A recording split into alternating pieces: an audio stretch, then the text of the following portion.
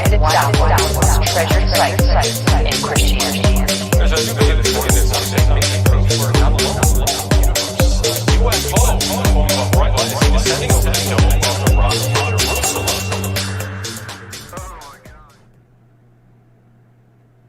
Welcome to Goof On Everybody. I'm your host, Rich Giordano. It is Friday, December the 3rd, 2021.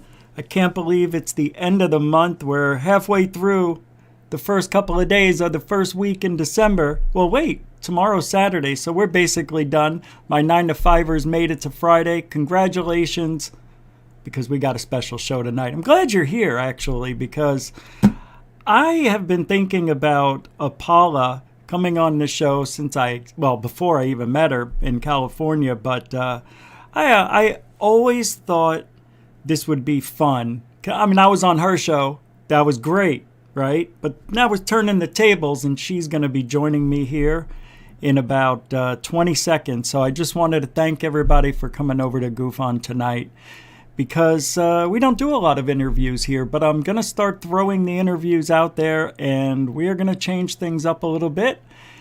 I even have a plan for making this channel a dual show channel, and we're going to talk about that tomorrow when we do Saturday in the UK. But as the kids say, without further ado, I'm going to bring Apolla Asteria on this show. So, welcome to Goof On, Apolla. Man, your intro is awesome. I feel like I'm in party mode now, because that was really cool. Did you have someone produce that for you? The music, yeah. Andy Gambino made it, and I just threw together some clips. I just feel like partying now. I mean, it's Friday. Like, why not? It is the day of the party, right? Yeah. And as always, you look great. The studio looks fantastic. We were just talking about it before the show, and I wanted to have something like that where I have a desk, and you can see me working and flipping over pages and stuff. Man, how long did it take you to... Pages. Yeah, tonight you're just, answering questions, and we're talking. Well, we're just going to talk. Yeah. If that's okay. I just want this to be casual. I want this to be... Who is Apolla Asteria? When I made the thumbnail, I tried coming up with 3 different pics, and I couldn't find any, and I had 3 up there, and I got so much of a face up there. So I just... It's funny. I was scrolling down my YouTube or my newsfeed on Facebook, and I saw that come up with my face all over it, and I thought it was this hate video made of me for a second, because I didn't know it was from you. I was like, oh my gosh, who did this? I'm like, what is this? My heart dropped. I thought it was someone I don't know, making some hate piece on me or something. So I'm glad it wasn't that. And but the thing about, that's what I like about you is, and why people would even think of making a hate piece on you, because you're different than everybody else in the field. And you know why. I mean, you're the way you speak, the way you dress, you got the cool gloves, and, everybody talks about the gloves. They do. Do you want to tell everybody why the gloves? I know first why. Question tonight. Yeah. It's I don't cool. know. I like to say, I wear them because they're cool. I actually I've been a rocker kind of guitarist for my whole life, really. Okay. So it's kind of along the lines with that, but also my hands get cold easily. Sure. So. And you get used to a certain thing. I get it. I like wearing 2 shirts a lot, and everybody's like, "How do you wear long sleeves in the summer?" And I said, "But I don't have freckles on my arms." My hands look very, people do things for their own, happiness, I guess. But I know they always say, "Oh, there she is with her gloves, her mittens," or whatever they call them. And I just like to freak people out. I mean, my personality, everything I do with being an artist and being in the entertainment industry, and then also being a part of the UFO community, I just have to accept that I'm such a weirdo. I mean, a lot of people are going to be weirded out, so I just go with it. I'm breaking molds. That's what I'm doing, so... That's why I like you. No, really, that's why I like you. I'm breaking molds too, ever since I got here in ufology 17, 18 years ago. Somebody said you're wearing the gloves for holding baby Yodas. See? Somebody else? I don't know why I would need gloves to do that, but No, they're joking because your baby Yoda it's not here tonight.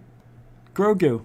yeah. See, people do know. They, you said I'm the only one who mentioned it before the show, and everybody notices. I always punch him on the face on accident, and I don't know. I just kind of thought maybe he was too distracting, but I can bring him back if everyone wants me Well, to. I don't, like I was saying before we started, maybe once in a while have him make an appearance. I don't know. I always liked it, but yeah, it was pretty cool. Nobody else has it.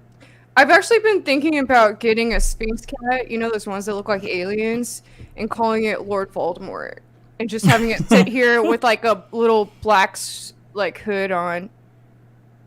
You could even have some. Well, anything would be good as long as you're trying. That's what I think. I mean, let's see what it looks like. Yeah, I would have to take care of it and everything, so.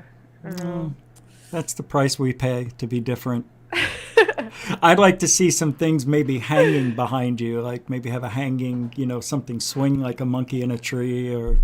I don't know, an alien. But yeah. I mean, I actually made some monoliths for my set. Those monoliths that are appearing all over the world? Sure. Yeah. I actually, a few months ago, I decided I wanted to make my own, and I didn't ever finish them, but I mean, they're like mostly complete. I just need to add a little more to them, but I was thinking about putting those here behind me. Are you from California? Where were you born? If you don't mind. I'm actually from Peoria, Illinois.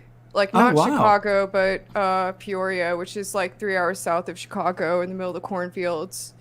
I was going to I always wondered maybe that's why I have a thing with like crop circles and everything, because I'm from the cornfields, People ask me that sometimes. Ever see a crop circle out in that area when you were young? I mean, I never flown around above the area where I grew up. So, but I've read that they actually appear all over the world. So, like, a lot of people think that they only appear in the UK. So, but they're actually all over. I actually paint them on my shaman spears, which I make myself. Oh, right. Yeah, I remember those. Yeah. Wait a second. Can we see one? Oh, wait. You painted a crop circle on there, you said? I paint crop circles on all of them. But I'm actually working on a new collection that's almost up. But I make these for channeling energy. They're like a mix between wands and spears. But they all have copper coils, crystals, and magnets. I collect from secret places around the world down the insides.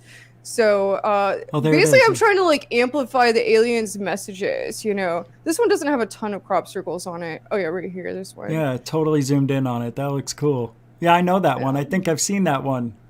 That was from Yorkshire, I believe. Yeah. Was it? I don't know.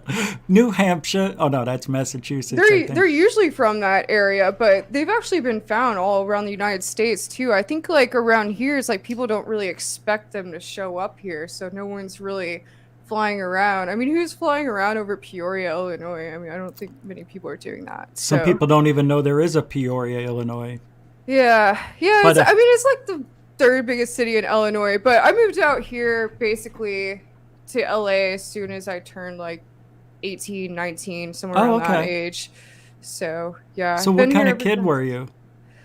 I was always really into like the environment growing up. So I was like a huge nature person, and I always read a lot. I was like reading constantly all the time. So I was basically a huge nerd. You wore patchouli and all that? No, not in that way. Like, I was obsessed with, like, Crocodile Hunter. Like, I read his autobiography, so I, like, always went outside, and I would find these, like, I had a huge yard growing up, so I'd, like, catch, like, bullfrogs and snakes and, like, bugs, and I knew, like, all the scientific names for all of them, and, like, I got really scientific about it. I actually had this place I called my museum, this, like, clubhouse thing, and I built all these, like, habitats, and I would get all these different animals and I'd put them in the habitats, and I knew like everything about like even the scientific names and everything. And I was a huge reader too, so I read all the time, and I was actually really into UFOlogy and like forbidden archaeology and lost civilizations. Like, that was something that was always like huge for me. So like, besides like reading fantasy, I was always reading that. And actually the Ancient Aliens Clubhouse, which is where Adventures Unlimited, that's where they produce all the books that are basically from like authors of everyone in this community is actually an hour outside my hometown. It's kind of weird. Okay. It's like way out in the middle of nowhere. So I kind of grew up going there and getting books all growing up. You know, my uncles are like kind of shamans, like energy healer type people. Oh, wow. Okay. So they kind of brought me into all that. And, you know, they're also like huge like conspiracy theorist type people in my family. So I don't know, I kind of just grew up around all of that and reading a lot. But then I started modeling and acting when I was 12. It's like a weird year. Like How'd you get into that though? Yeah. You know, I picked up guitar. I don't know what it was. Like around that time I was a huge nerd, and then I was like, you know what? Like I really like being an artist, you know, I like drawing and stuff. I want to do like other kinds of arts. And so I started playing guitar. I picked up guitar lessons, and then I started Barbizon modeling and acting school. So I started that, and you know, there was like I would have to like go to classes and like go to an agency in like Chicago.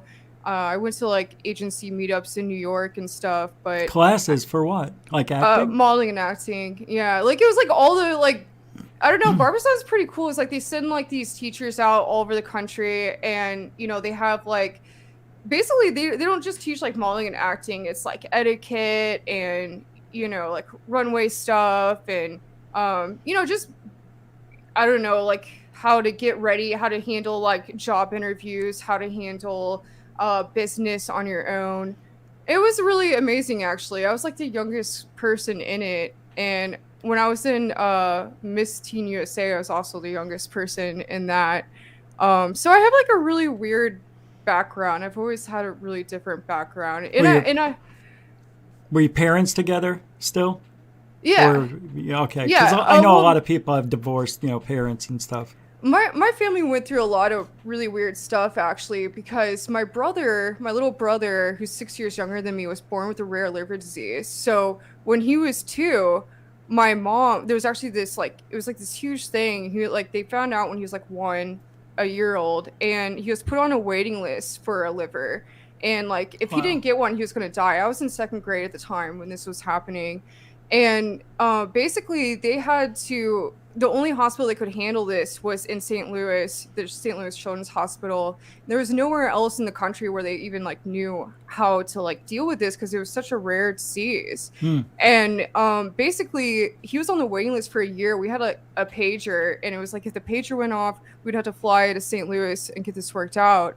And it just never went off because all the livers that come up go straight to people who have alcohol problems for some reason instead of someone that's born with it. So my mom eventually was like, can I just give him my liver? And you know they found she was a match, and they're like, okay, well this is like really new technology, but you know we can try it. We can't say if it will work or not. So it was like a huge risk, but they did that when I was in 2nd grade, and it worked out. And it was just really crazy because like, so they considered my mom's side of the surgery almost like it was like a boob job or something. Like insurance wouldn't cover it. So it was like $500,000. So like we had all these like fundraisers in my community, like several of them to like take care of it. And like, there's always like news people at my house. Like they always had like, you know, so I literally grew up being on the radio and stuff because like the radios in my hometown would have to, you know, promote our fundraisers and benefits, and they would actually just let me go on and like talk about my brother and everything. And I got used to it, so I do it all the time. And you know, there's like different magazines that would, people that would come to our house all the time and like interview us growing up. So it was a really I've definitely had a very interesting life, and it just got more interesting coming out here. And you know, I started doing contact in the desert like right after I moved out here, basically like a year into being out here and starting, you know, my modeling and acting career here. And you know, I just became a part of that, and I made friends with everyone in it. Again, I was like the youngest person in that community, I felt like, when I joined that and started going to those conferences.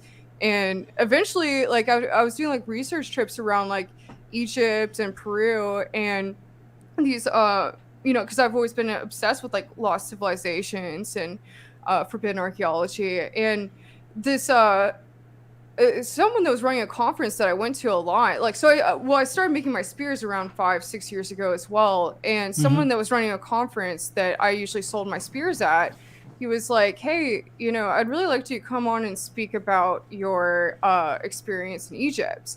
And I was like, okay, well, I mean, I can do that, but I don't feel like I'm like an Egyptologist, And then I started thinking about it, and I really wanted to get into the idea of like the global energy grid with the pyramids and how the pyramids used to all be interconnected. Or, I mean, they still probably are to a certain level, but I thought it'd be a really amazing solution for humanity if we somehow were able to restore the pyramids back to their original use. So I thought that would be really interesting. So I started putting together the presentation on that. And then I started realizing, there's so many other amazing solutions for humanity. So I just kind of started putting all this together and ended up being a Solutions for Humanity presentation. And, so I started giving that presentation at conferences, and over the years it's evolved, and now it includes like circular communities, vertical gardens, space habitats, the idea of having like a spacefaring civilization, asteroid mining. So it's really interesting. How long does that presentation last? I do it like differently every time I do it. Like I've done some versions that were only like 30 minutes long. I've done some versions that were 2 hours long. Oh, wow. 2.5 hours long. So, and I'll actually be giving it this weekend at a little show out here called the Living Expo here in LA. The Living Expo. So who else will be there? Anybody we know?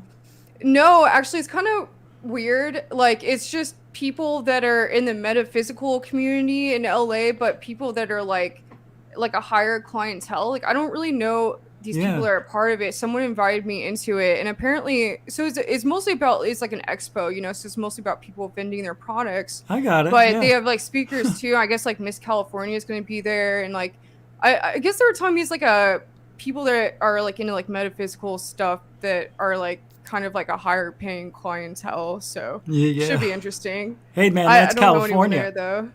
But that's California, right? I mean, those people, you can throw a rock and hit them, they're all over the place. California's progressive, I think.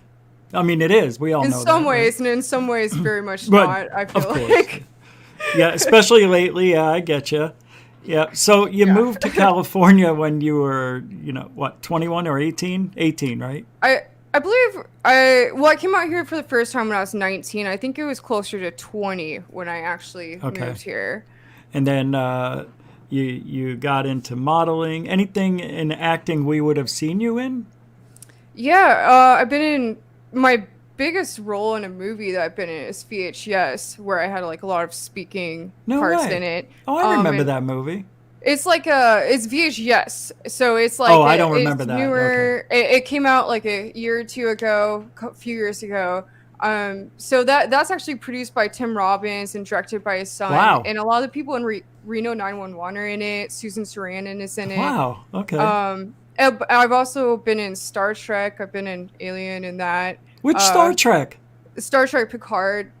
No way. The remake of it. And I was supposed to be on the second season of the new Star Trek Picard, but I don't have a job right now, so can't do that. But also there's this, I've been in Reno 911. I mean, pretty much every show you could think of, I've like done something small in it.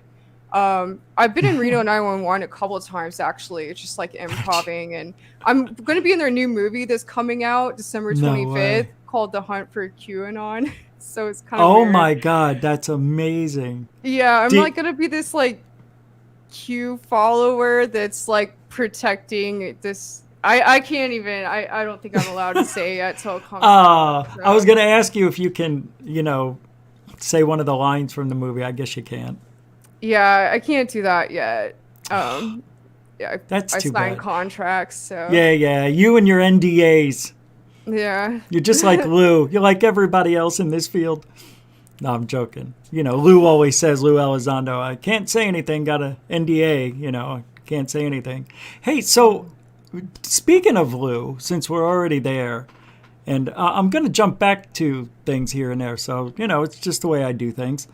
But are you aware of the AOI MSG, that new permanent office that's put in to the Pentagon?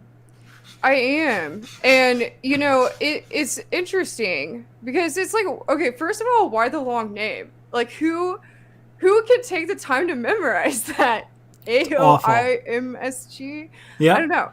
But, it's like I don't really feel like, a lot of people in the UFO community are getting really excited over this, and they think that they're going to start talking about aliens coming into our atmosphere. And, but I feel that, honestly, after reading into a lot of different things on this, they mention that this department is going to be mostly focused on UFOs or UAPs coming into our special use airspaces. Yeah. Which that's like the military air spaces, So I feel Secure, that it's mostly just like a security thing, and it's mostly going to be focused on, maybe foreign powers and, technology that they could be using to come into our airspace. Totally. But I mean, I don't know. Maybe it's like a cover, like that's how they're going to put it. But also in the background, they're going to be looking at other things with, ETs. So who knows? But, especially with like the spacefaring technology ramping up, around the planet globally right now, I think this is really important that the Space Force is here and, this department, because, it's not just like the technologies that, our government is working on, other governments are working on, but also the satellites that are coming into our atmosphere, or, that are going around over our country into our airspace. Like there's, those could be used as weapons potentially, so that's kind of scary. So, I think, it's going to be a lot to do with, the military. But what's also strange about it is, why is it run by the Navy? Like, why wouldn't it be run by the Air Force or the Space Force? I don't understand that. Yeah, Apparently the Navy's it's a division always of the Navy. Yeah, I don't understand that either. I think because the Navy is out over the water more, and they have the Air Force on their ships, so I guess they take control of the situation. I don't know. That's A lot of question, people say, because, I don't know about these secret space program people and their stories. Like, I don't know if they're real or not, but a lot of them claim that, these the Tic Tac craft is actually reused submarines. So I almost wonder if there's a connection with that, because the submarines are airtight. They're reused submarines for you, like a flying Tic Tac? Yeah, so submarines are like airtight, basically. Oh, yeah. And they're actually perfect to send out into space. So apparently, like, some secret space program people have come forward and said, quote unquote, I don't know, that's what they've been using these Tic Tac craft, like that's what they're made out of. So I don't know. Wow. See, and I'm living in a world where my mind thinks that everything Lou Elizondo has been doing is for disinformation, to get us look one way, and that these Tic Tacs don't even exist. It's just a cover story. Oh, it's just a cover story for what China has developed over the last 10 years. China can now attack anywhere in the world within the hour, and we can't stop it. And I think that's why. And if you look at the Avi Loeb and the Galileo project, Lou Elizondo and Mellon just attached themselves to that, coincidentally, around the same time. Yeah, that's pretty weird. You're familiar with the Galileo project, obviously. No, I'm not. What is that? Well, Avi Loeb is a Harvard professor who wants to put telescopes, I think, in near Earth orbit and on the planet, to look for Oumuamua type craft in other galaxies and in Earth's orbit. Like, he just wants to look for things moving out there, because he really believes that Oumuamua was an alien craft somehow, just checking out our solar system. Oh, wow. That's really fascinating. It would cost $100 million just to get it started, to get all these telescopes. Who's going to clean them and maintain them and operate them? It's a huge project that I don't think it'll ever go. But what were you going to say? I've been reading this book lately. I just finished it, but it's really fascinating. It's called The Three-Body Problem, and it's actually a science fiction book that is written by a Chinese novelist, and it's translated to English. So it's actually written, and I don't know if you're familiar with like Chinese movies, how they're very like, I don't know, the way that the directing is done, it's like very poetic, and like the imagery is like really incredible. And it's like the way it's written is kind of in that style. But it actually is really interesting because it starts in like the Cultural Revolution, and then it goes forward like 20 years or 40 years to like our current time. And basically there's this project called the Red Coast Project in China, and they have this like antenna coming out of this mountain. It's this base, and all these people are sent to work there. And then it flashes forward like years later, and basically this project was like an SETI project, and they were searching for extraterrestrial intelligence. And so they like in the book, like they have, when you find out what they're doing eventually, it takes like halfway through the book to really find out what they're doing. It like shows all these redacted documents, and in the documents it says that the United States has already been communicating with different ET races, and they're trying to convince this ET race that they're communicating with that they need to like be working with them and not the United States, because the United States wants something, from them that's not what they want from them. And it's just really fascinating. And they get into the idea of the three-body problem, and the ETs that are contacting them are actually from a planet that is actually a part of a trinary star system. Oh, wow. And so That's they rare. have to leave their planet to come here, because every time if the sun starts coming forward, it can like pull the planet into like a weird orbit, and all of a sudden like the whole planet can like catch on fire, or something weird can happen. And it happens like all the time throughout like all these civilizations. And so I don't know, it's really fascinating, but I definitely recommend everyone reading it, because it just kind of goes to show like where China's mind is at on these different programs and everything. And it was kind of fascinating to see it from like the more of an Eastern point of view. That was the three-body what? The three-body problem. Three-body problem? Yeah. Okay. And it gets into like type 1, type 2, and type 3 civilizations, and like the idea of how those work. And I just thought it was really fascinating, because I started looking into it, and it's like, it's so crazy that our civilization isn't even a type 1 civilization yet. Zeros. We're a zero, right? I mean, we're almost to a type 1 civilization, I believe, but I don't know, we got a ways to go, I think. Yeah, I think we have another, well, it depends on whatever we discover or break through and can get. Isn't it like when you harness the power of the sun? Yeah. Something like that? I think the first one is harvesting the power of the sun. The second one is harvesting the power. No, maybe the first one's harvesting the power of the planet. The second, type 2, is harvesting the power of the sun. And then type 3 is harvesting the power of the cosmos. Right. Or the galaxy, whatever, right? Something like that. Yeah. Can you imagine? So if we did have some power like that, I don't know if I believe in time travel, though. Have you ever met anybody who ever made sense when they talk about time travel? It's very confusing. Like you watch Back to the Future and they just type it in, 1955. And I'm like, how does it know where 1955 is by just typing in the number? It's got to be more than that. So, well, I mean, I think traveling through space is traveling through time. A lot of physicists have said this. Yeah. So I feel that there's something to that, and I think we can't really wrap our minds around that until we reach at least a type 1 civilization. But wow. I think maybe it's very likely. I've heard a lot of physicists say it's very likely that we could go through a wormhole and end up in a different time.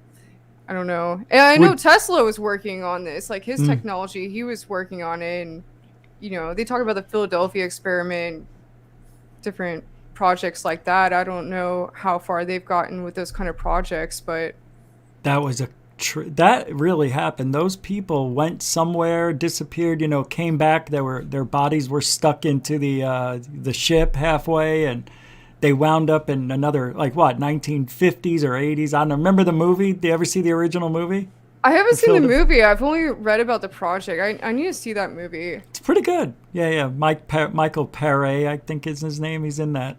And then they did part 2 many years later, which wasn't that bad. They tried to tie it all up in a knot. Yeah, it wasn't that bad. Do you hear something like a vibrating, Yeah, actually, the garage in my place is under me, so. Oh, wow. Man, I thought I have new headphones. I'm like, uh-oh, something's wrong already. All right, cool. As long as it makes sense, I'm all right.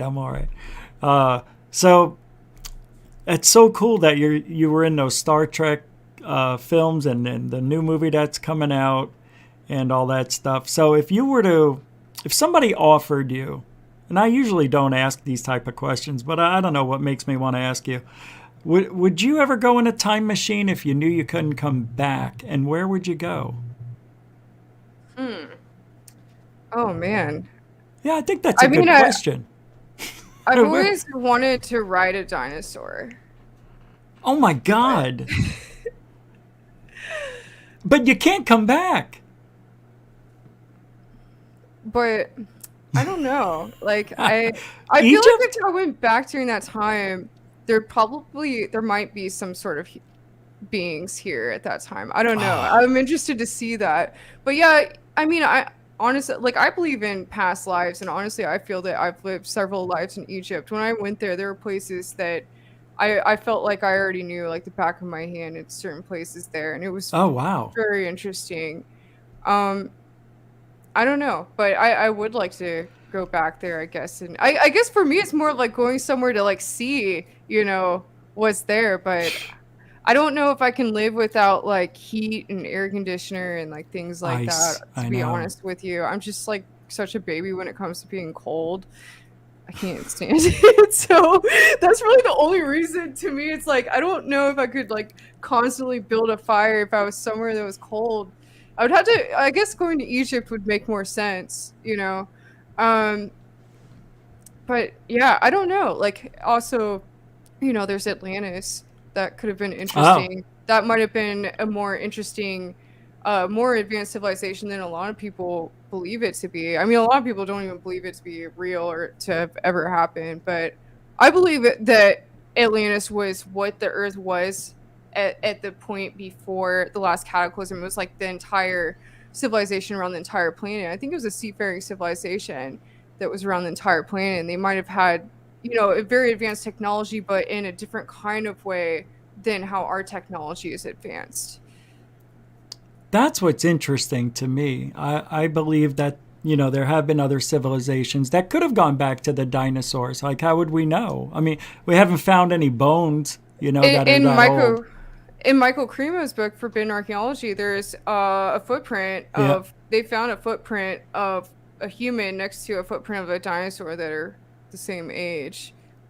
I've seen the picture. Yeah, there's pictures of that, right? Yeah. You see the steps and then you see the dinosaur and it's like 200. I think a lot of people don't realize like how many layers deep, ancient civilizations are. Like I saw a documentary just recently where they were they were digging in Alexandria to find the ancient Roman roads from the time of Alexander the Great. And they had to dig like a mile down just to get to it, to reach it. Damn. So it's like, imagine a civilization that was I think it was, a little over 2,000 years ago. Imagine what a civilization, how deep that would be. That would be like, I don't know, even like 11,000 years old or older. I mean, Göbekli Tepe. Yeah. They're it's buried in the sands, and they're pulling up right now. They've only got 5% of it undone. It's a lot of stuff. All those monoliths with all the different, carvings of birds and people and whatnot.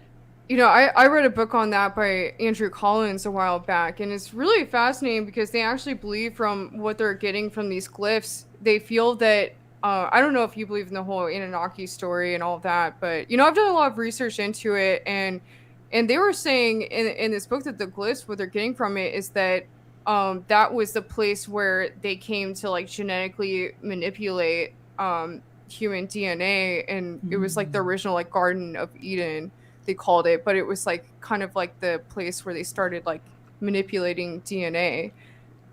I don't know if that's true or not, but I thought it was really fascinating. Apparently they're getting that from the glyphs there. Well, the thing about that place is there's no like kitchens or bathrooms or anything like where you would expect a civilization to hang out. They think it was more something like that, where people came and prayed. This is what I heard. I like your whatever you just said now. I like that, manipulating and hybrids and all that. But that people came, they prayed here, and then they went home. and they lived somewhere else, but they kept building upon their beliefs. And every time they went there, they had to create one of those monoliths before they go home. So that's why there's supposedly so many of them. And then they buried them all. Yeah. To Yeah, they hide were filled everything. in with rocks and just like buried like a time capsule for Yeah. future civilizations to see. And I think that was probably around the time of the Great Flood when the flood was coming. They just buried them. You know, there's like there's stories of this flood happening in every ancient civilization around the world. So it was definitely a major thing that happened at one point. I think there was a couple of them at least that happened at different times in history. Yeah, like 10,500 years ago, right? That was the last big one, right around the Ice Age? Graham Hancock says 11,500 years ago. Oh, that's it. but Yeah, Graham Hancock. Yeah, that's true. I think Yes. there were a lot of people say that there was another one that happened like earlier too that was even worse. So It's it's interesting because the way, like, you know, the H blocks that they, you know, looks like a puzzle, you can piece it together, they just slide in. It looks like they were like not a bomb that went off, but it looks like something came in and they just got caught up in the waves. And it looks like they were just taken apart gently as they just, you know, went tumbling through underwater. Because, yeah, a lot of them are broken, but I mean, how old are they? I just think it's interesting that the floods were that bad. Like, what happened? Like an asteroid hitting the ocean, I guess, right? yeah, That's you what they know, think. in Magicians of the Gods, you know, that book really inspired me by Graham Hancock because he says that you know, there was like these basically a comet came and it broke apart in our atmosphere, and there was a certain point where part of it you know, hit North America and Europe, and there was like a flash flood that happened because there was this shock wave that basically flash melted all the ice caps that were over North America and Europe at the time. And it caused this like flash flood to happen where it actually carved out an entire area in Washington. There was a waterfall that was almost a mile wide, and you know, it happened. It was like basically like the Niagara Falls times 10, and it Yeah. happened in the space of like a 2-week period. And before then, so then they said there was continent-wide wildfires that happened, you know, all over North America and Europe. And before then, there were actually monkeys in North America, but because No way. that was all completely burned, there were no more monkeys left. So I think that there's actually a lot of like ancient civilization, you know, probably a lot of, you know, monoliths or monuments and stuff that are in America, like temples, ancient temples and things like that, that were just buried over with sediment. And they're probably like layers deep underground here that we don't know about yet. That's a shame. Yeah, there's so much lost. And you go down to Bimini Road just off of Florida, you know, that is supposedly taking us right to where Atlantis might have been. But I just saw a story where they think Atlantis is near Arizona or in Arizona. I've heard so many stories of where Atlantis may be. Like literally every, like I don't know. I've heard from a lot of people that, you know, it's kind of a common belief by a lot of people that Atlantis was just what the whole world was called at that time before the flood, because it was like a seafaring civilization. But there was like one like main area that, you know, I guess there were like a lot of like these island like kind of rings, but I don't know. The concentric circles, they get bigger and Yeah. bigger. Yeah, yeah.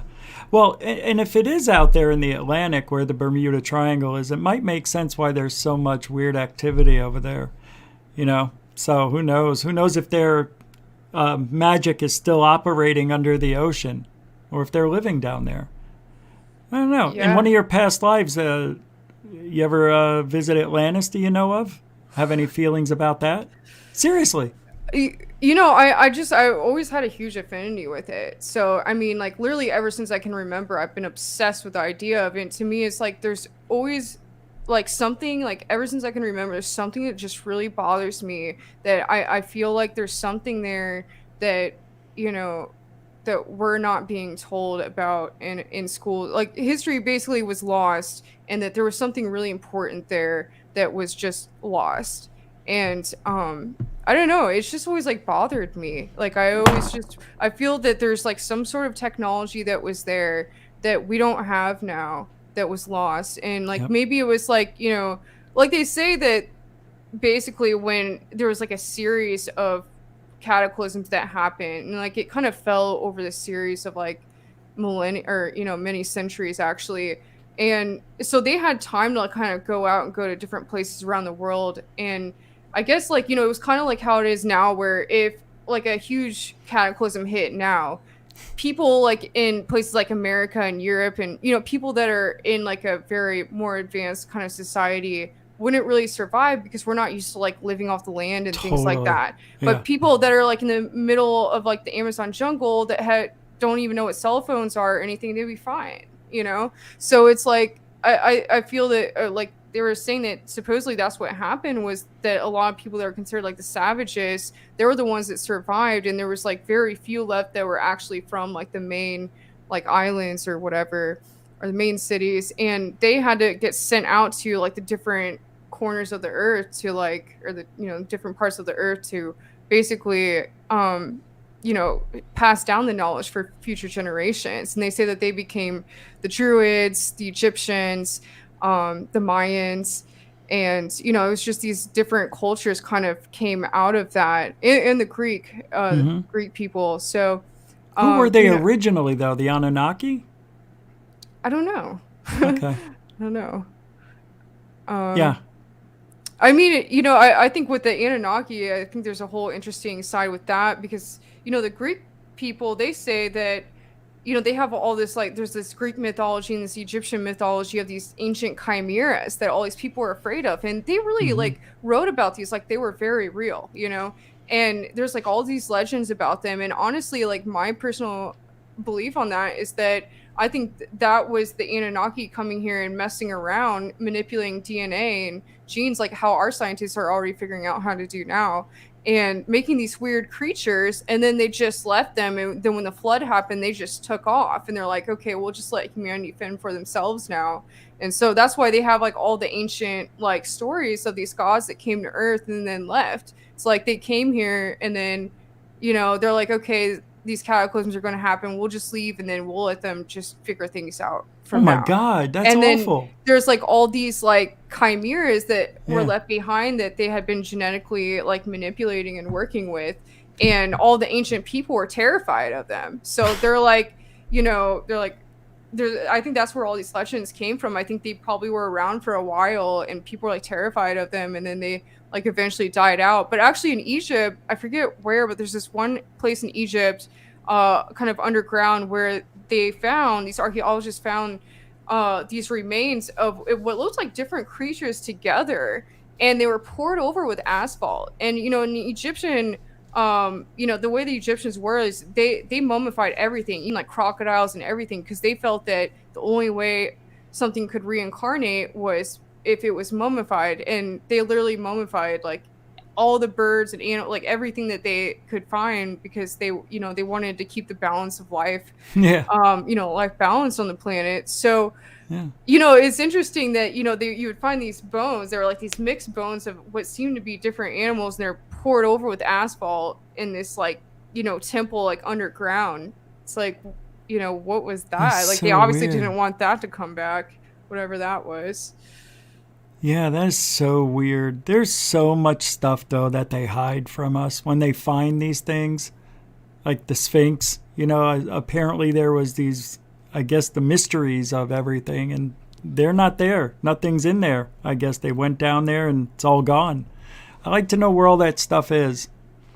Yeah, apparently there's something at the Apolla Sphinx. I know an archaeologist who's been digging at the Apolla Sphinx below it for a while, and apparently found some stuff. But he said that the head of antiquities in Egypt actually came in with his team, made his team leave, and they just like basically took everything out, and he doesn't know what happened to it after that. Apparently Wasn't that Zawi Hawass? Yeah, I think so. And that guy, he is super corrupt. Apparently he just gets like a lot of this stuff and just sells it to like elite people in the black market, and doesn't even, put it in museums or anything. Yeah, and he's very rude. He's angry. I remember he had his own TV show for a while. He was just awful to the people, the students that were there. And have you ever seen his show? No, I didn't know he had one. Yeah, it was like 10 years ago. I couldn't believe it. The girl had to go to the bathroom so bad. He goes, if you leave this temple, you will never come back here again. She goes, well, I'm going to go right here. If you go right here, you may not survive. Like, he's going to kill her if she pees there. He was such a dick. Wow. Yeah, but, you know, he's been demoted. He's no longer the antiquities guy, but he still works inside because he is corrupt. That guy's just awful. But that's sad because a lot of the things we need to know. And he was against aliens. The aliens do not talk about aliens at all. You know, he hated that. Because he's, you know, rich with blood from the Egyptians and he doesn't believe aliens were here. But I think they were. When I was there, like, my tour guide, he was very by the books and everything. And he was Egyptian. Mm-hmm. And, you know, he was saying the same kind of thing. And it's like, okay, well, if your culture really built this, then how come you're not still building this stuff? Oh, good question. Like, yeah. You know, like, what happened there? And, I mean... I don't know. You know, the most interesting place to me in Egypt was Abydos. That place is like the oldest, probably out of anywhere else. Most people are under the impression that it's probably the oldest place there. Mm-hmm. And they call it the Temple of Osiris. And there was this one area they took me in where there's this like long kind of room. It's like almost like a corridor. And they took me in it and they said like they don't normally take people in this area, and they were like very like they had like guards with like machine or like AKs or something like standing around, and like they were like and like when I walked in that room, the energy felt like really, really strange. It was super interesting. Tense. And like tense or something. No, it was just like very like archaic, like ancient kind of feeling. And so like they pointed down one wall, and we were all looking at this one wall, and going all the way down, they said these are the kings from the beginning of the new kingdom all the way on to, you know, or no, it was from the beginning of from the end of the old kingdom all the way to the beginning of the new kingdom. Mm-hmm. And it just all the names of these pharaohs and these kings, it went all the way down this wall forever, like all these carvings, just like we're just looking, we're like, whoa. I mean, it just was like tons of just names and inscriptions going all the way down for like this long wall. And then they're like, okay, and this is all the kings from the old kingdom and then down to the beginning of time. And we look over to the other wall, and it's just these ancient markings going all the way down this other wall. That's amazing. I'm like, that is wild. You know, how far back did it go? Like just 5,000 years, or do you know? I don't know. I wasn't able to like study it. I don't know Egyptian, you know, but I mean, it was like all these names like just marked all the way down, and like lifts going all the way down both walls, like a small, like kind of like a corridor, almost like a hallway, you know.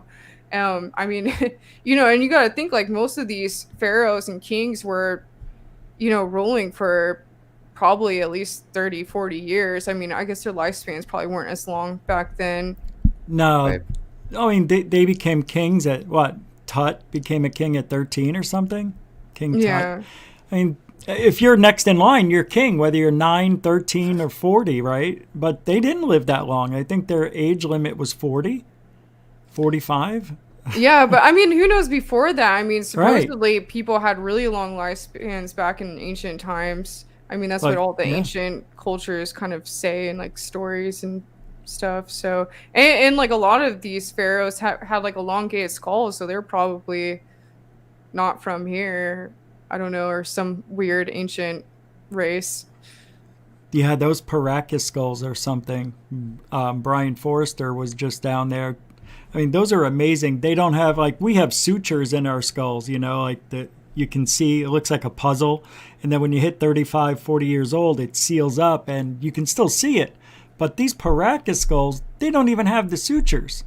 It's like, and they have red hair on them. Red hair, yeah. So it's amazing what he found, what other people are finding down there. It's just so much stuff we don't know and we're lied to about. I just hate it. It makes me angry. I want to know. I want to know how they built the pyramids.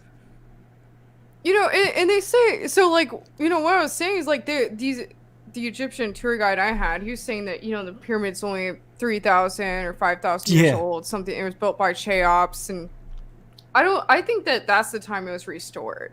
Like, you know, right. I think that it was restored at different points, and that's where this is kind of coming from, because it's like they study like the stone, with the dating methods, and it's like I think if it was restored, then it would only show the point from where it was restored, and I mean those tests aren't even very accurate anyway. Yeah, I think I heard you talking about that on one of your shows. They like a civilization found the pyramids and claimed them that they were theirs or something like that, right? Didn't you say that? Other people have, so maybe I'm confusing it. But it would be a great place to go visit there. Atlantis, dinosaurs. What else would we do? What if you had a time machine? Where else would we go? I mean, You know? I don't know if I would want to go in the future, considering where things are going. I don't want to go next year. I'm Not scared if of I couldn't go 2020. back. Yeah, me too. Well, I saw Felicia said, "Who built the Sphinx?" Now that's an interesting question. Have you ever found anything out about that really sticks with you? Like who built it and what was the Sphinx? Was it a dog or was it a lion? Like I think it is. Well, it was originally apparently a lion, and they carved the face later to make it look like one pharaoh later. But it was known that it was always a lion before. And it's interesting because it actually, where it actually faces to the east, right where the, I don't know, I think it was like some part of the summer solstice. I think it comes up there every year. Summer solstice or something like that. Yeah. But they say that about 10,000 years ago or so, or 11,500 years ago, something like that, it would have been facing the constellation of Leo. Yeah, it would be off. Where it is built, it actually would have been facing the constellation of Leo where it came that's up. interesting. So kind of I think there's something to that, and it's really interesting because at the foot of the Sphinx, there's like this plaque, or there's something like written there, and it says this is the magical place of the first time. Oh wow, I didn't know it said that. That's cool. Yeah, something like Jeez. this is the incredible, or this is the magical place of the first time. Damn. So I don't know. Graham Hancock thinks that it has something to do with like, that's where they restarted after the Great Flood. But I don't know. I think it's really fascinating. It's been known that the Sphinx was definitely in the flood period too, right? Because of all the rain. You can see all that, how the rain just flooded up and made all the lines in the sand and all that. Yeah, man, you visited there. I'd love to go there. I've never been there. I don't know if I'd want to go now, but man, what a great place. Yeah, everyone was trying to like fear porn me about going. Like when I went like 4 years ago, and everyone was telling me, oh, there's like the Arab Spring just happened there, and it's really bad there. It's really dangerous. There's bombs going off all the time. Yeah. Crazy stuff, like terrorists. You shouldn't go there. And I was just like, whatever, I'm going. And it was fine. I wouldn't recommend not being with like a tour group. Oh yeah.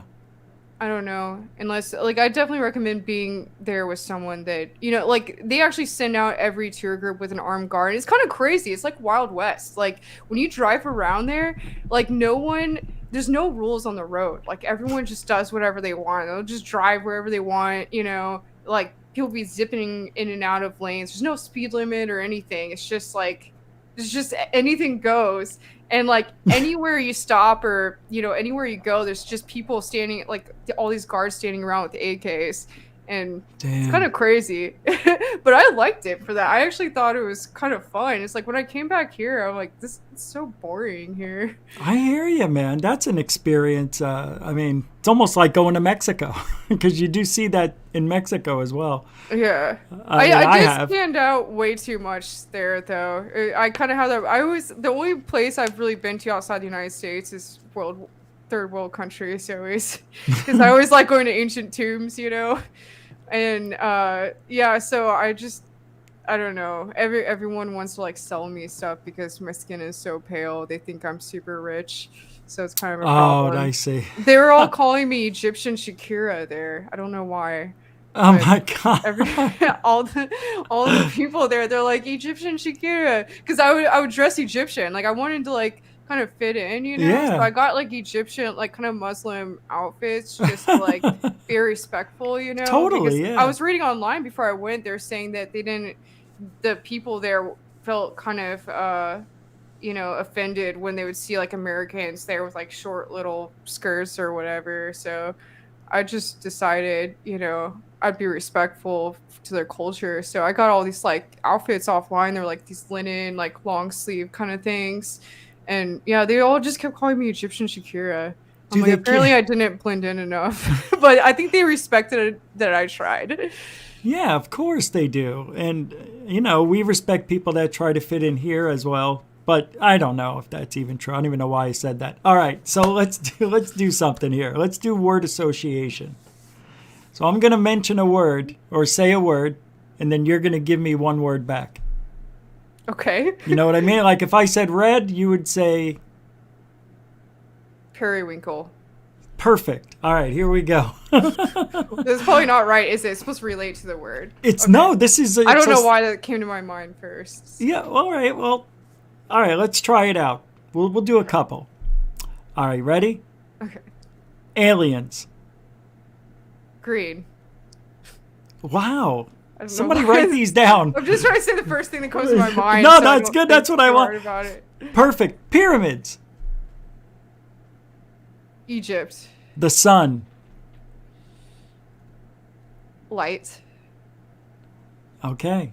Interesting. Wow, I would have thought something. Mars. Honestly, red just came first. That's okay. No, it's the red planet. That's interesting. All right. And one more. We'll do this one. Demons.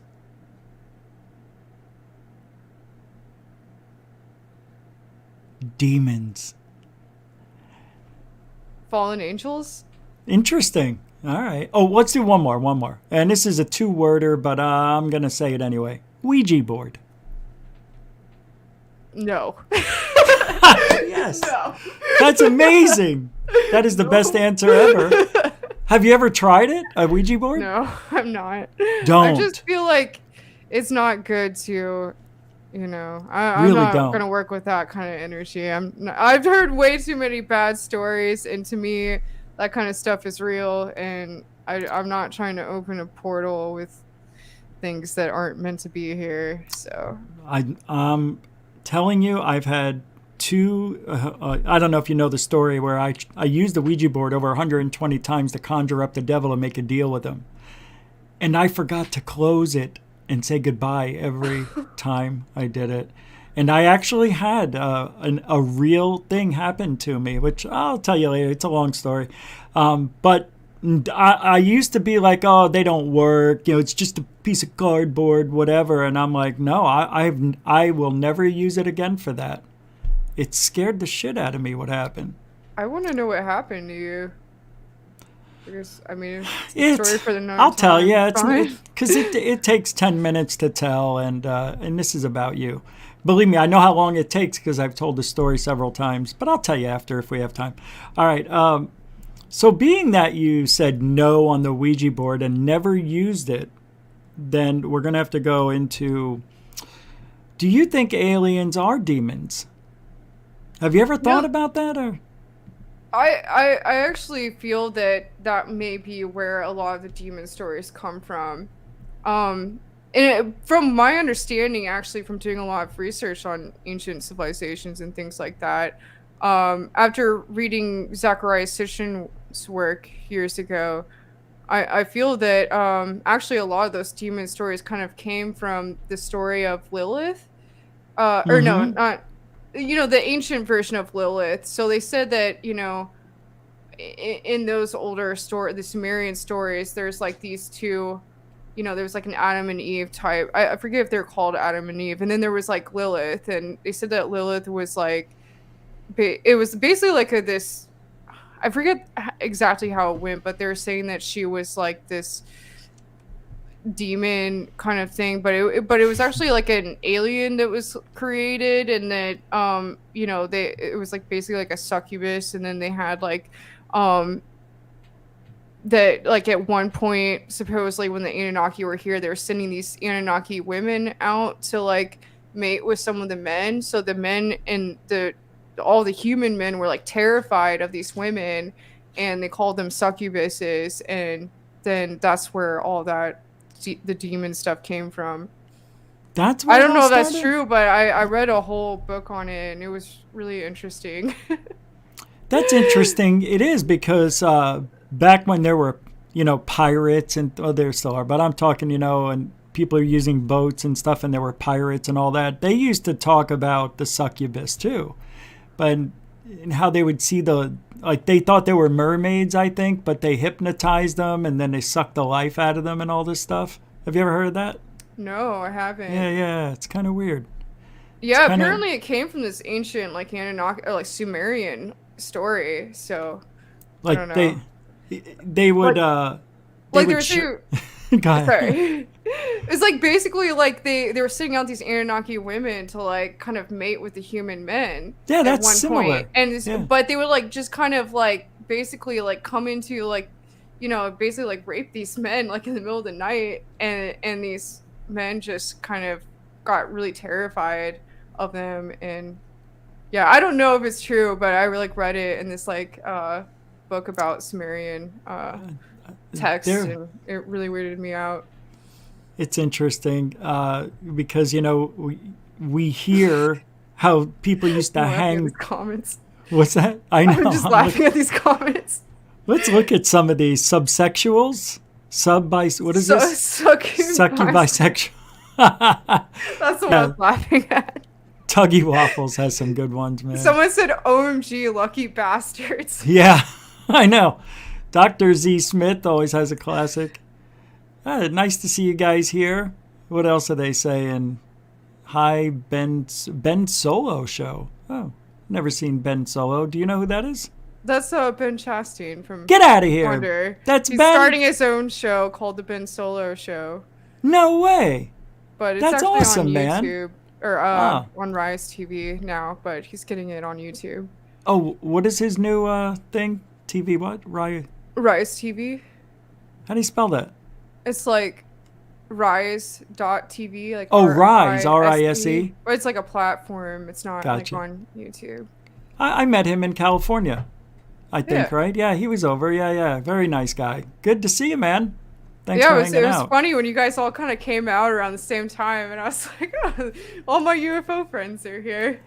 That was fun. I wish we were there longer. Or man, when I first got there, I was totally drained and I had no energy and went to sleep right when I got there. But yeah, it was weird for me for the first 2 days. But I was really happy to see you guys meet Dr. J and of course Ben and a couple of friends of Third Phase, and of course meeting them. Michael was there, Dark Hour.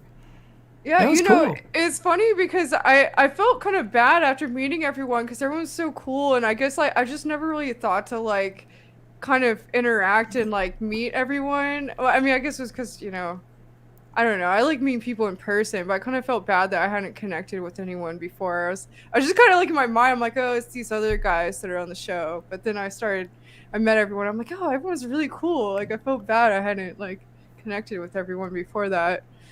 Yeah, I enjoyed talking with all of you guys. And what's really weird about that, when you meet somebody that you've seen for the last year, it's almost like you're still on that little monitor in front of me. It's I kept thinking, oh, this is just like watching it on my computer, but it's in person. It was there was a familiarity is what I'm trying to say. It's I wasn't uncomfortable. I didn't feel weird being around people I never met because I knew you guys. Yeah. We didn't really interact much, but I mean, I knew who you were. Yeah, I mean, everyone was really good vibes, Yeah. Everyone kind of has their own thing, and yeah. That's what I thought. We can all hang out again sometime soon. That's what Third Phase does. A lot of people don't realize that about the Cousins brothers. They bring people together. They do, yeah. And not just any people. They're very picky. Blake and Brent are funny. I really like them. They are a trip. They're the best. Yeah, they've been kind of coming back and forth to this one place out here in Hollywood. We've been hanging out, and yeah. By the Hollywood really sign? Yeah, that place over there. Oh man, that place is awesome. Yeah, I didn't get to go. I left the day before they went up there. Yeah, Michael went up there. I missed it. I was only out there 5 days. Should have stayed longer. Yeah, I was kind of going on all these other adventures. I didn't really realize everyone was going to be here, and I had these other adventures planned. But Well, I'm glad yeah. you stopped by, and Ben too, and meeting you guys. So, what is LA like right now? I heard it's pretty shitty. It's really shitty. Yeah, Like, what's it's the change that you noticed in the last couple of years, other than, the poverty? I guess that's pretty bad. I didn't see it when I was there.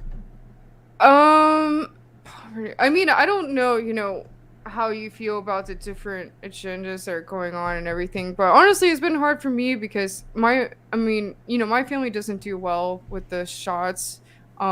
We just have issues with it, so I can't do that, and so I can't get work here.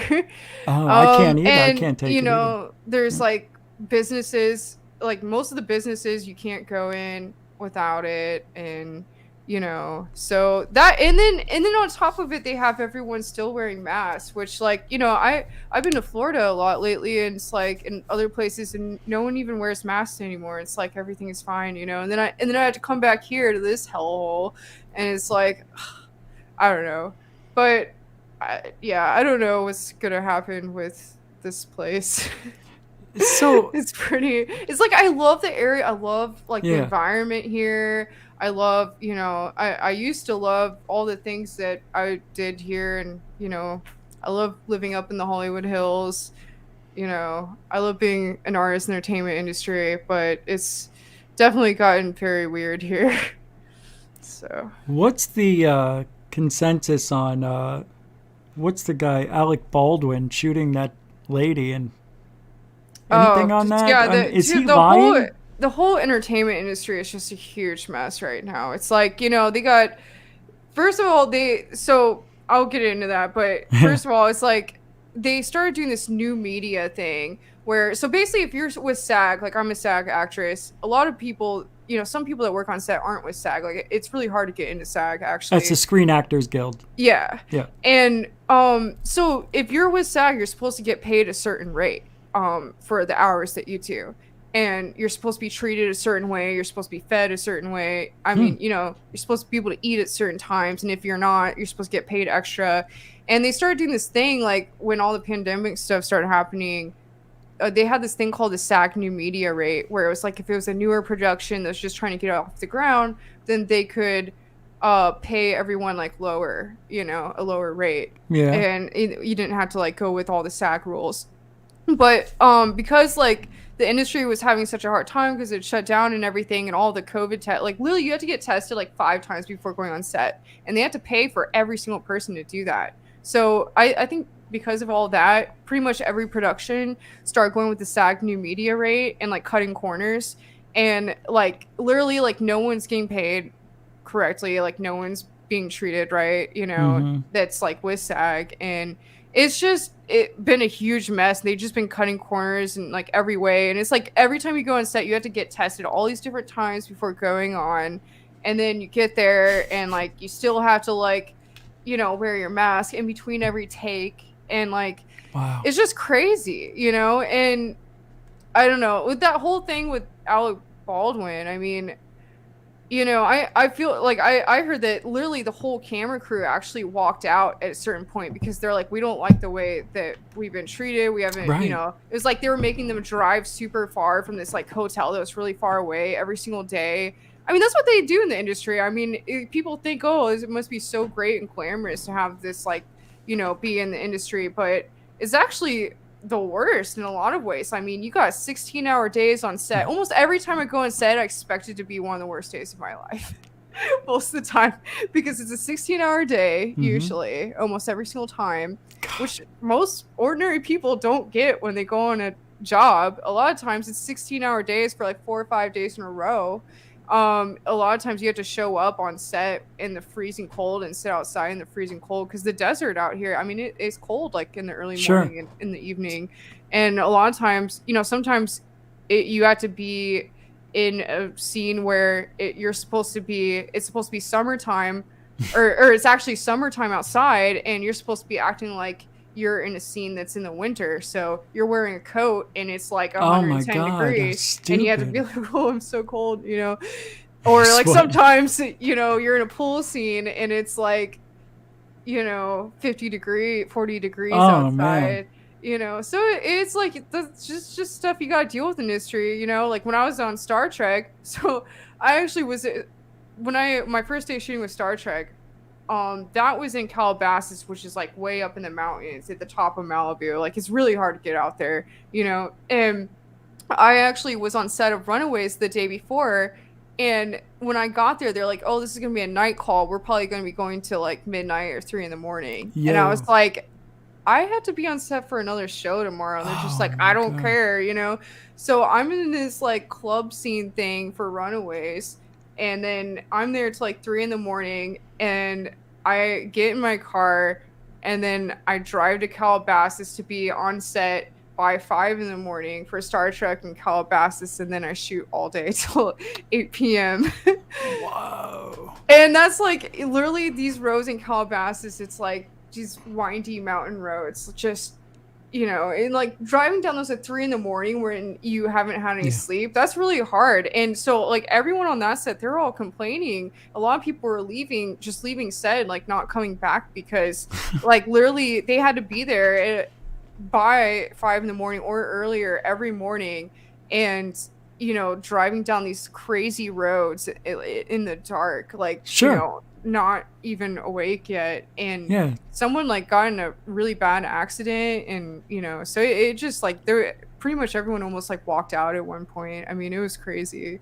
So it's just that's what you have to deal with in the industry. So the whole Alec Baldwin thing, I mean, actually I don't know what happened there, but I kind of, in a way, I feel for him, because it's like, imagine being an actor and someone hands you a loaded gun, and you're like, okay, you're used to doing this. This is what you do all the time. Someone hands you a gun, and they're like, okay, now you got to shoot, do the scene. You go to shoot it, and then a bullet actually comes out. Like, that's crazy, But I don't understand how that could have even happened, because they have people that run their entire job for the whole day on set is to handle the props.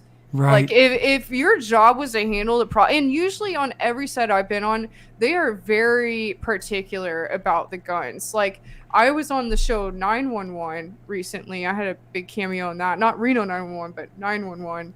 Oh, wow. And they actually passed around this gun because they wanted everyone on the set to know that it was like safe, So they passed around this fake gun, and we all had to like make sure, so that everyone felt comfortable, Got it, yeah, for sure. So that's kind of like a standard procedure, and it's like, if you have one job and your only job is to sit there and make sure all the props are like, but then it's like, I don't know if, maybe this was a set where it was kind of different. Like they could have had, stunt people, and there was more action involved, because with things like that, it's like sometimes I haven't been on a set before where they actually fired anything. I've been on a lot of sets where they had guns, but they never actually fire anything. Like they just do that in After Effects. Oh, okay. But I'm thinking, like, I don't know what happened here. Maybe this was a kind of thing where, it was like a whole like coordinated thing that was coordinated by a stunt person.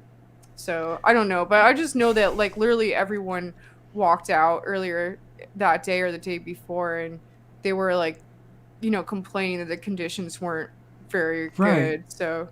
But somebody handed him the gun with a live round in it. Now, to me, it sounds like somebody wanted to set him up to kill or hurt somebody. It's like people are blaming him, but it's like, how? Why why would he decide he would want to do that? Like, right. Obviously, it's going to have major backlash. Like, but a lot of people were saying, because I think he actually produced or directed the movie also. So a lot of people were saying that should have been like, he should have been handling that, but it's like, but he's got people like he hires. It's like someone wasn't doing their job, It's like, that's not his job. But a live round shouldn't even be on the set. That's the weird thing. Yeah, and so I'm wondering if maybe, because like, I don't know, they're saying there's all this chaos on the set and everything. Yeah. So maybe, they didn't have enough props, and they like just sent someone out there like, hey, go like get some guns. We need something. Like, we don't have the right props, and like, they're like shooting on location way out in the middle of nowhere. So that could very well have happened. But he said he didn't even pull the trigger though. Yeah, I Did don't you? know what's up with that. I just saw the headlines about it today, but I haven't actually seen. I think he's just denying the whole thing. So I don't So, know.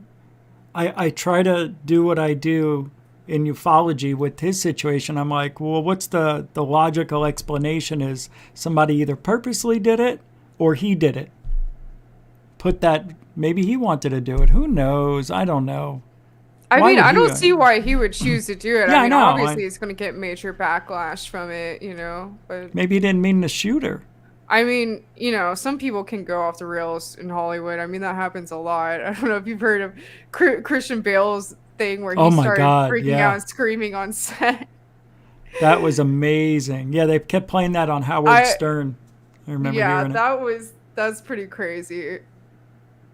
God, I love it when they go nuts like that. But I mean, he but must have been so well in character though. Like if he like was, you know, on that level, like I almost wonder if he did like a really huge process with his method acting and he was just super in character and then this person like, you know, he might have been like walked in shooting all front, day, was tired, and this one guy is just like being an idiot, like you just know, walking it's through like the what are you set. doing, you know? Yeah, and he just was in that mindset because he is a method actor, isn't he? Yeah, I mean, most Christian, people that are really great actors are method they are. actors. You know, it's just, it's really, because it's like, you know, if you're really acting and it's done right, you're not really acting, you're just performing. There's a difference between that. It's like you can tell if someone's playing a part as opposed to someone is like being the part. And, you know, that's the difference between an actor and a good actor, I guess. I was supposed to be an actor in this life, but it didn't pan out. This is what I'm doing. This is it, Apolla. So what do Well, you you got do done? very well at it. Oh, I don't know about that, but thank you. He's too kind.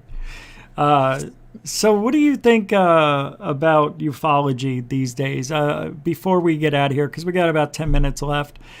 I mean, do you see or do you care? I mean, do you have anything you want to say about it?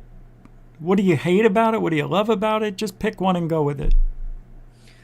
Well, you know, I think everyone that's in this community, I don't think people realize that we're actually the pioneers of a huge movement. And, you know, it's something that's just really kind of been taking off in the past couple years. It's really taking off and it's really interesting to see. And I don't think a lot of people realize how important, you know, some of these people that have been in this community for a long time are, like, you know, like Graham Hancock and Eric Von Daniken and these kind of people. Like, I think they're really going to be like revered in history. They will. They you know, will. it's like they were talked about as kooks when they first came out, but you know, I think Not so things kooky. are really changing, and I think the work that a lot of people are doing in this community is actually really causing some major paradigm shifts in the general population. And you know, as like spacefaring civilization is ramping up, as we're like becoming a spacefaring civilization, I think you know, this is just going to be something that's just going to like really take off and grow. And I think like all these kind of concepts are going to come together, you know, with these technologies. It's like once they start releasing some of these technologies, it's like, where'd you get these technologies from? And then they might have to start releasing, you know, that maybe they backwards engineered things from some crashed UFOs, you know, or it's like, I don't understand at what point, how long the ancient history needs to be hidden. You know, it's like obviously the Vatican is hoarding a lot of ancient information, and you know, it's like how much longer are these secrets going to be kept from the rest of the world? Because I mean, I think at this point everyone pretty much, most people have a general idea that these things happen in our past. And you know, it's almost to a point where it's like embarrassing for these governments to continue playing it off like, you know, that these things didn't happen and that, you know, there's no ET contact. And, you know, I think a lot is going to be coming out in the coming years. I really feel that. And I think the work everyone is doing in this community is really important. It is. It is. But if you go back, I don't know, how long you been in the field? I mean, I've been reading books by authors in this scene, like, ever since I can remember. But Okay. I started going, like, contacting... I didn't really realize there was, like, a community of it until I went to Contact in the Desert for the first time, like 7 years ago or 8 Okay. years ago. So then I officially, got we'll that say in. 7 years. Like me, I didn't know there was a community either. Yeah. It's interesting that there actually is. But the thing I don't like about this community is once somebody or some group has a video that looks like a UFO, but it's been debunked and proven that it was the Goodyear blimp on a Monday Night Football game in the distance, they will stick with the UFO story and ignoring what really happened from the Monday night recording of this blimp. And they're like, no, that's just mainstream media trying to downplay that was a UFO. This is what's bothering me about the community. They go with something and they won't let go of it. Once they get something, and I'm talking about MUFON right there. MUFON wouldn't let that go for a while. And then I see it all the time, and this is the problem with the UFO community. I don't think, because like you've interviewed Linda Moulton Howe and Dr. Greer, right? Yeah. So you look at them, they're very, very big in this field. They've been around forever. They're icons, let's say, even though if you don't like them or they're controversial, especially Greer, he's controversial. They've done a lot for the community and should be revered as such, but damn it, that Linda Moulton Howe with, these Antarctica guys that we don't know who they are, and then Greer with the CE5 that has questionable photos and videos behind them. That is pissing me off to no end. And that's the thing that I talk about and don't like in the community. So when you're in this field and you're seeing that, doesn't that make you feel like you just will never see disclosure? Doesn't it? Don't you get a little bit depressed when you see something like Travis Walton may have faked the abduction after all, I mean, that could be fake. I mean, doesn't that bring you down a little bit? I can't speak. I'm on a lot of coffee right now. But seriously, I mean, and then a video came out today where Mike Rogers says that, no, we didn't fake it. So now I'm really confused about this whole thing. I'll send you the video. You're going to love it. But don't you have this up and down with ufology, or you really don't care? You just even keel and don't care.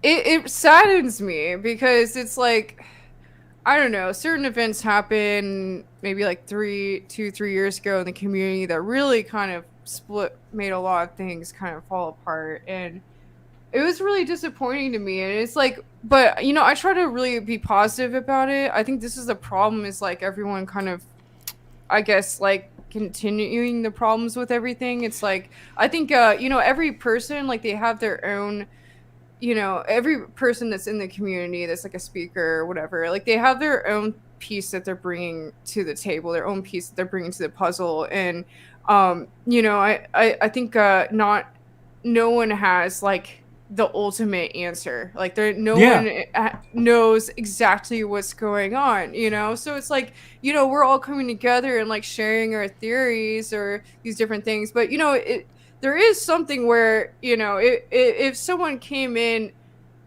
for like nefarious purposes to, split up the community or cause division in the community, that would be one way of doing it, is to bring in something that was like very false information or start some weird movement to like cause problems.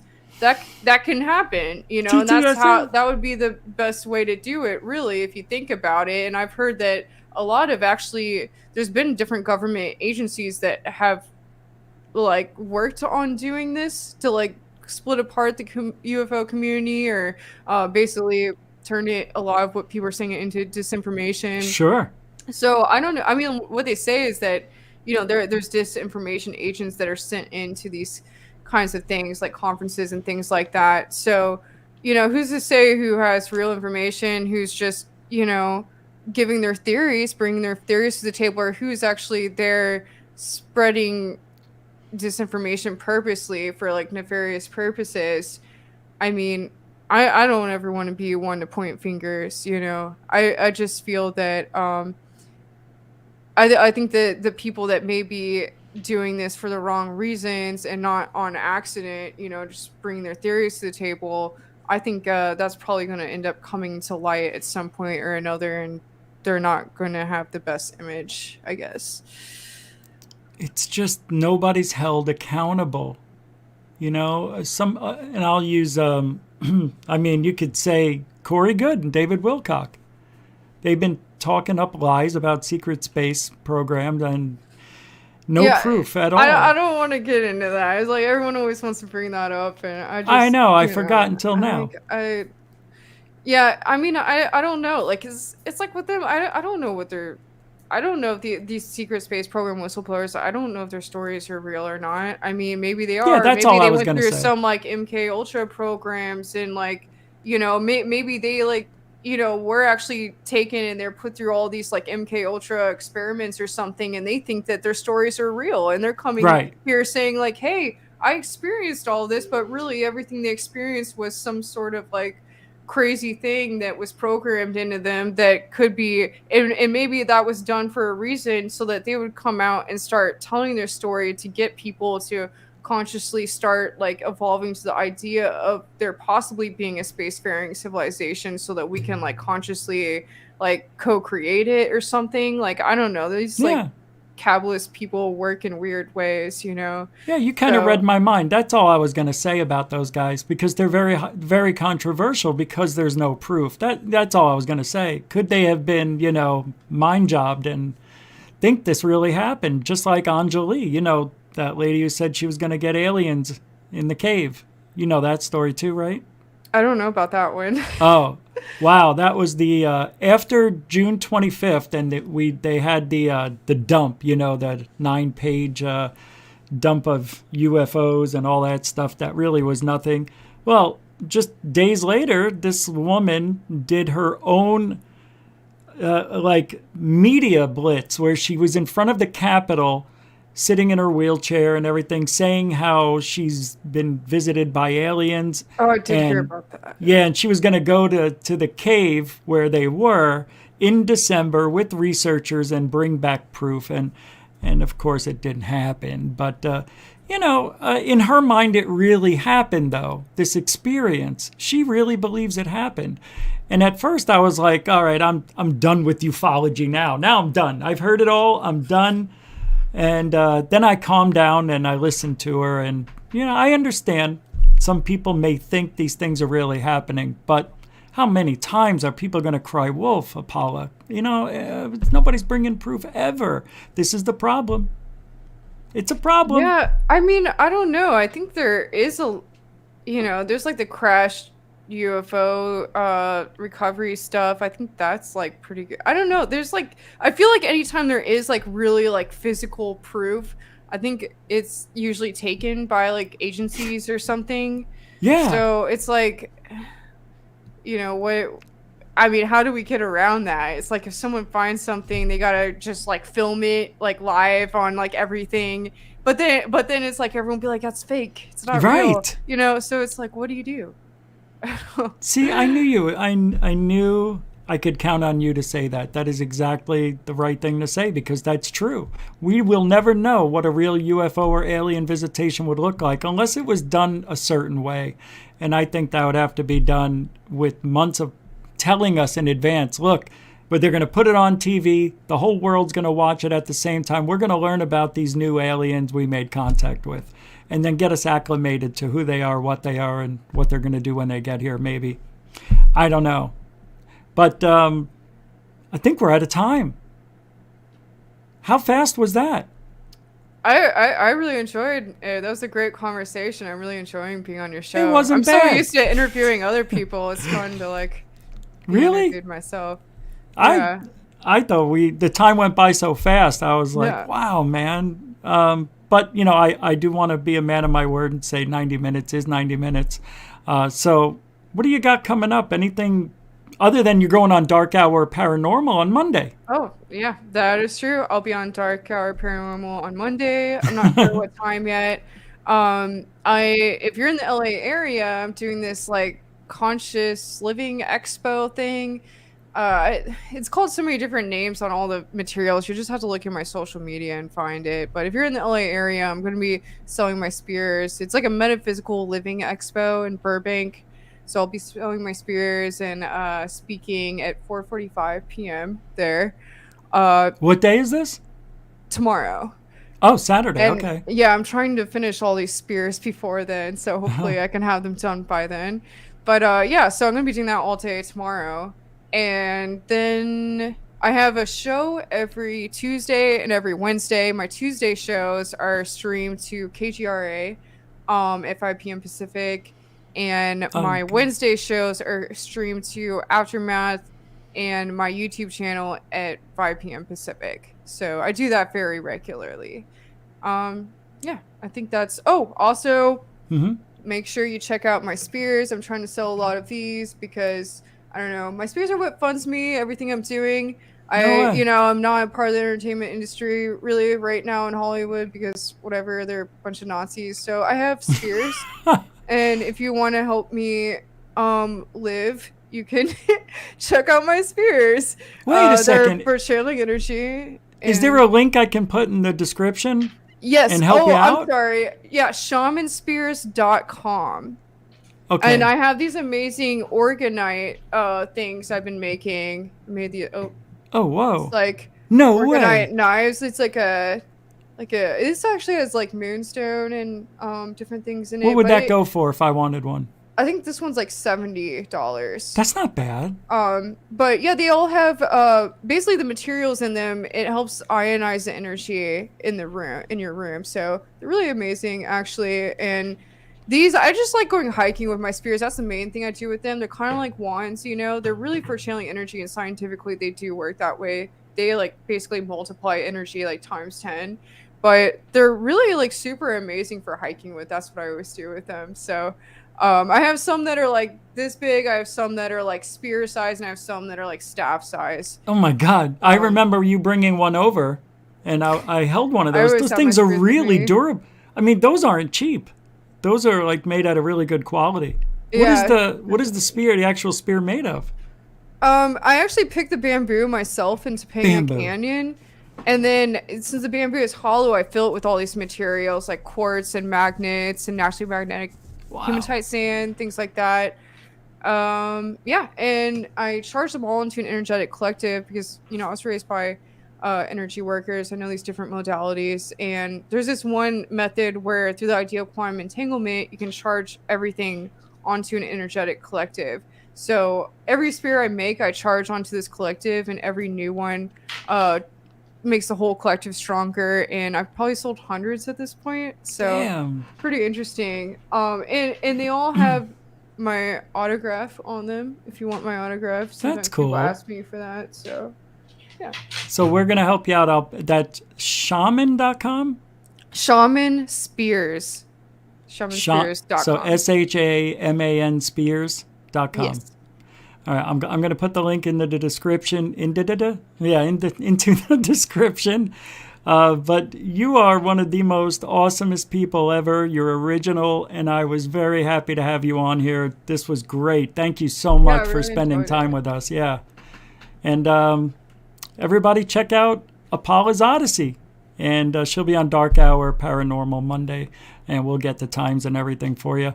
Thanks again, Apolla. I'm going to put you in the green room, or you can take off if you want. I'm going to talk to the Goofonians. So thanks again.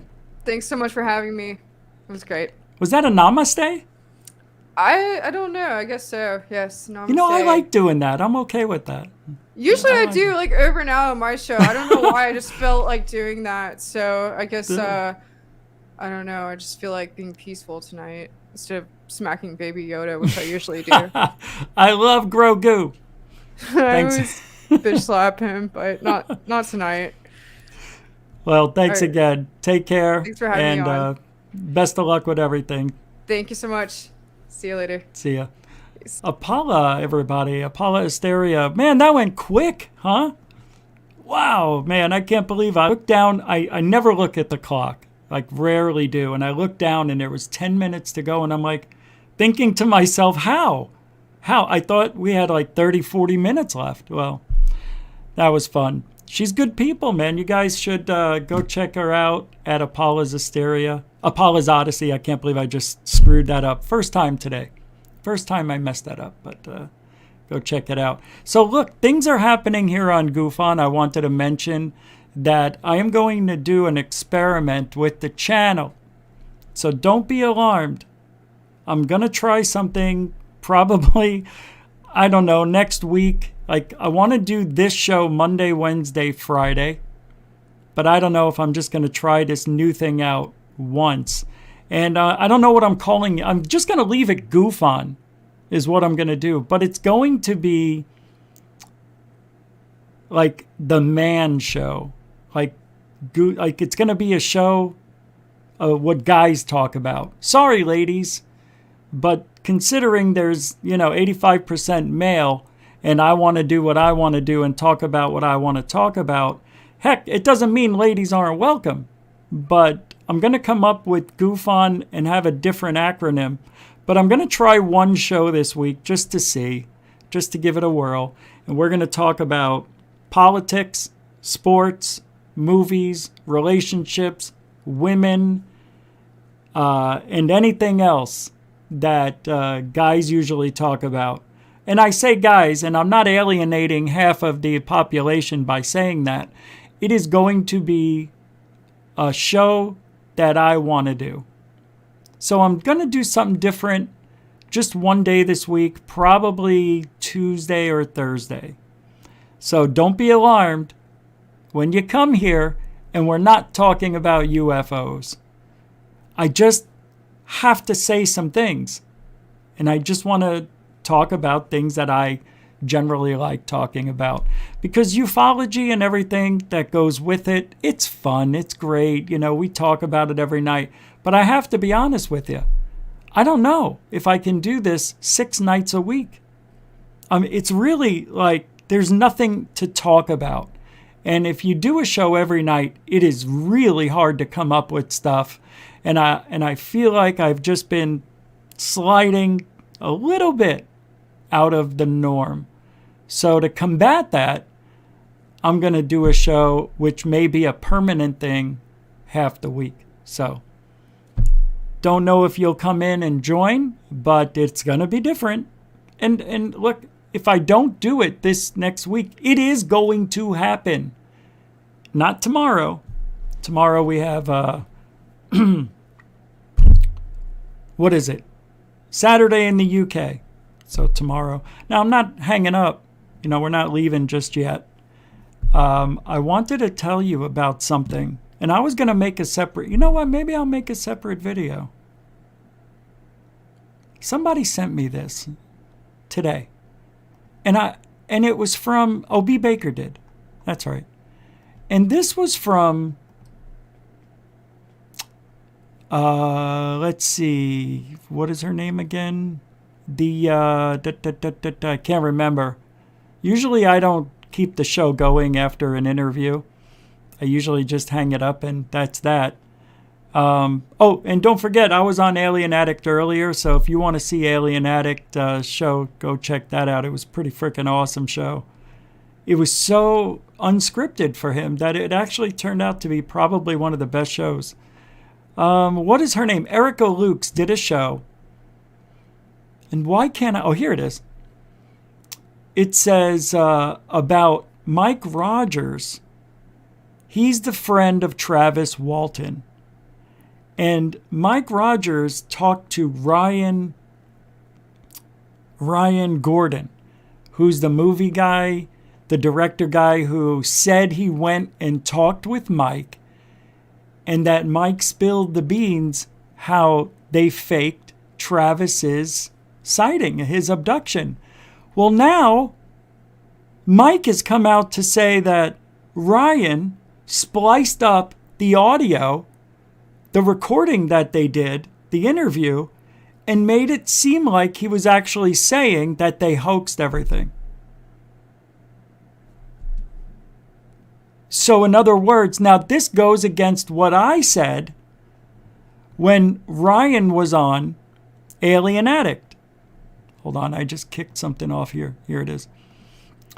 And when Anjali said there's a guy named Wayne, and Wayne has the property where the alien tunnel, whatever it is takes you underground, you meet the aliens. Well, apparently, Ryan Gordon had an interview with Wayne. recorded it, paid him $1,000. But he also said he's going to send me and Alien Addict and whoever else pictures of the area that he took. He said, I took the pictures when I was in the area. Now, the pictures he sent us, and he had text messages from Wayne. The pictures that he sent were Google Earth images. They weren't from his camera. They weren't from a drone. They weren't from anything, his cell phone camera, whatever. They were just Google Earth images. So I'm like, hey, man, I thought we were going to see your pictures that you have. He goes, oh, well, December 15th when I make my documentary, and then you can see it. Something like that. Then he showed the text messages, and he swore they were real. But I noticed something odd about the text messages. There wasn't a phone number at the top. And I think he used a spoofed text and faked the text messages between him and a guy named Wayne. Now, apparently, Alien Addict was supposed to get the good evidence, never got it. So Ryan Gordon has been trying to muddy the waters, allegedly muddy the waters of ufology with bullshit lies, edited audio and video, well, no video, edited pictures, and lying about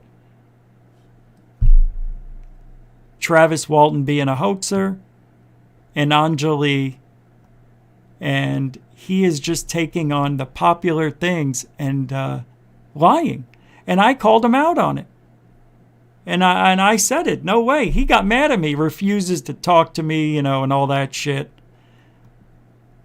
Refuses to acknowledge that I was on Alien Addict show. But check this out. I have a video here. I'm going to play it real quick.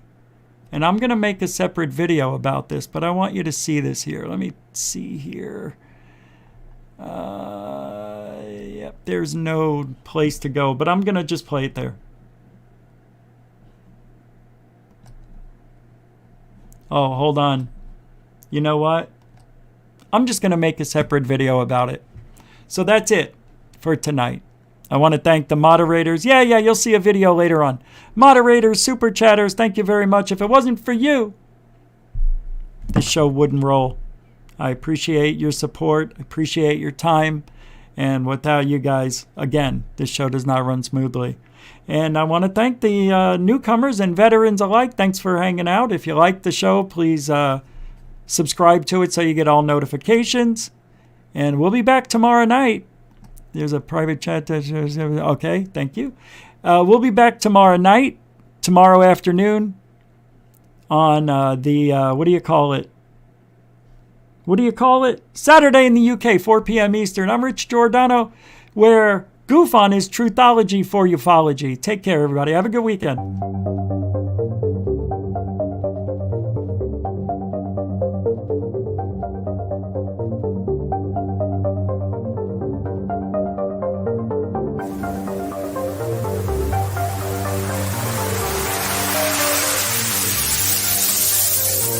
There's a good thing.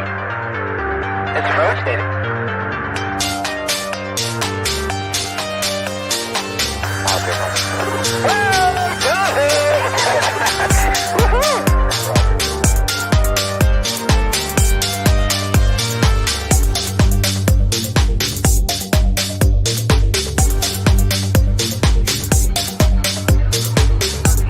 What was in the skies of Osiris?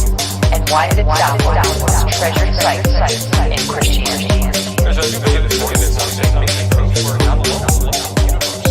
UFO, a form of bright light descending over the